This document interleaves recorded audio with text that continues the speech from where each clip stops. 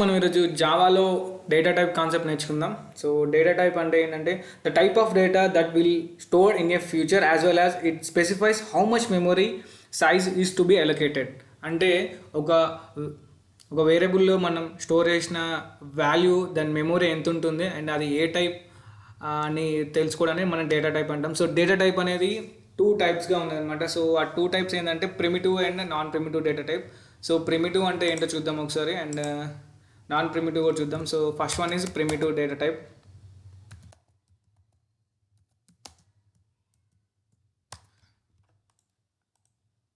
So primitive data type అంటే చూద్దాం. So primitive data టైప్లో ఏమేమి టైప్స్ ఉంటాయి. సో ప్రిమిటివ్ డేటా టైప్ అనేవి these are the data types defined by the Java developers. అంటే Java developers కొన్ని డేటా టైప్స్ని డిఫైన్ చేశారు. సో వాటిని మనం ప్రిమిటివ్ డేటా టైప్స్ అన్నాం. సో ఈ ప్రిమిటివ్ డేటా టైప్స్లో ఫస్ట్ వన్ ఏంటంటే int, and next one short and long, byte. Okay, and ఇంకా character and double, float and boolean finally.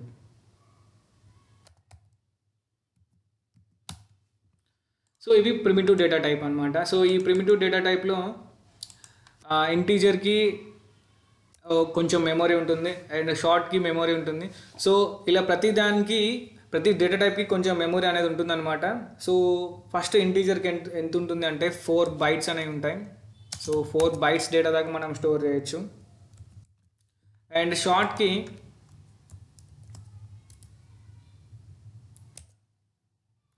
2 bytes అనమాట. అండ్ అలానే దీనికి కూడా లాంగ్కి 8 bytes. అండ్ నెక్స్ట్ బైట్కి 1 byte.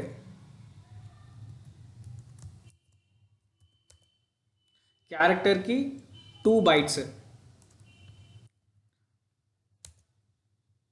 And డబుల్కి 8 bytes. ఇది ఒకవేళ బిట్స్ రూపంలో చేంజ్ చేస్తే కొంచెం వాల్యూ డిఫరెంట్ అవుతుంది. సో ఇప్పుడు నేను ఇది మొత్తం బైట్స్లో చెప్పాను. అండ్ ఫ్లోట్కి ఎంత ఉంటుందంటే 4 bytes అనేవి ఉంటాయి, 4 bytes. అండ్ బూలియన్కి 1 byte. ఓకే, సో ఈ విధంగా ప్రతి డేటా టైప్కి కొంచెం మెమొరీ అనేది అలొకేట్ అయి ఉంటుందన్నమాట. సో నార్మల్గా ఫస్ట్ ఈ ఈ లాంగ్ దాకా అంటే ఇంటీజర్, షార్ట్, లాంగ్, సో ఇవన్నీ ఇంటీజర్ టైప్ అన్నమాట. సో ఇవన్నీ ఇంటీజర్ని మనం స్టోర్ చేసుకున్నాం వీటిల్లో. అండ్ నెక్స్ట్ ఇవి ఫ్లోట్ డబుల్ అనేది ఏంటంటే డెసిమల్స్కి సంబంధించిన. అంటే ఫర్ ఎగ్జాంపుల్ మనం ఏదన్నా పర్సంటేజ్ డిక్లేర్ చేయాలనుకోండి. ఫర్ ఎగ్జాంపుల్ మన బీటెక్ పర్సంటేజ్ 70.2 ఉంది అనుకోండి. సో 70.2, సో 0.2 అనేది ఉంది కాబట్టి సో అలాంటి సిచ్యువేషన్లో మనం ఫ్లోట్ని కానీ డబుల్ని కానీ యూజ్ చేయొచ్చు. అండ్ ఇంటీజర్ ఎప్పుడంటే ఏదైనా స్పెసిఫిక్గా ఒక నెంబర్ మనం డిక్లేర్ చేయాలి అనుకున్నప్పుడు మనం ఇంటీజర్ని యూజ్ చేస్తాం. ఓకే, నార్మల్గా మనం బేసిక్గా మనం ప్రోగ్రామింగ్ చేసేటప్పుడు బాగా యూజ్ అయ్యేది ఏంటి అంటే ఇంటీజర్ అనమాట. Integer and character. So character ఏంటంటే ఇందులో ఏదైనా ఒక వాల్యూ మాత్రమే స్టోర్ అవుతుంది. సో ఈ క్యారెక్టర్ని మనం ఎప్పుడు సింగిల్ కోట్స్లోనే ఉంచాలి. అండ్ ఈ ఇంటీజర్కి మనం ఏమీ డబుల్ కోట్స్లో ఉంచాల్సిన అవసరం ఉండదు. జస్ట్ నార్మల్గా డిక్లేర్ చేసేసి ఇనిషియలైజ్ చేస్తే అయిపోతుంది. And coming to non primitive. So non primitive అంటే సో చూద్దాం నాన్ ప్రిమిటివ్ అంటే ఒకసారి. సో నాన్ ప్రిమిటివ్ అంటే ఇవి యూజర్ డిఫైన్డ్ అని చెప్పుకోవచ్చు మనం. సో యూజర్ డిఫైన్ అంటే ఎర్రేస్ కానీ అండ్ ఇంకా non primitive.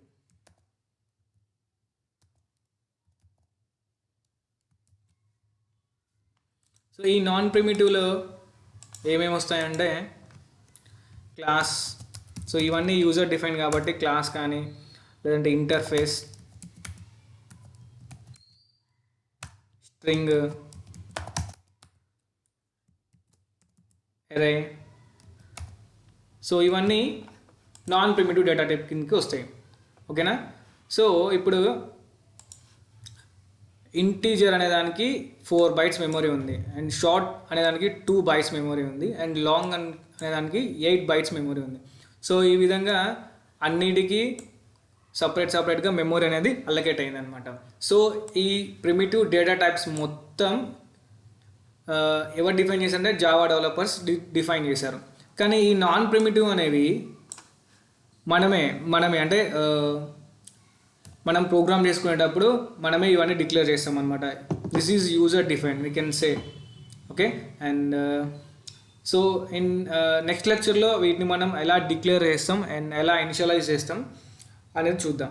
So thanks friends, thanks for watching.